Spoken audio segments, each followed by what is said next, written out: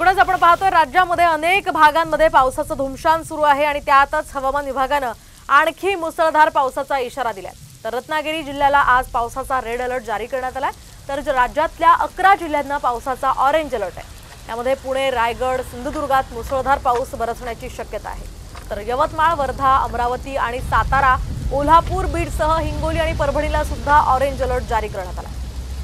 दरम्यान कुठे कुठे रेड अलर्ट आणि कुठे ऑरेंज अलर्ट आहेत आपण पाहूयात सविस्तर। रत्नागिरीला रेड अलर्ट जारी करण्यात आलेला आहे। तर ऑरेंज अलर्ट कोणाकोणाला जारी करण्यात आलेला आहे आपण पाहूयात। यामध्ये सातारा, कोल्हापूर, बीड, हिंगोली आणि परभणी तसंच अमरावती, वर्धा, यवतमाळ, पुणे, रायगड, सिंधुदुर्ग या सगळ्या जिल्ह्यांना आज ऑरेंज अलर्ट जारी करण्यात आला आहे।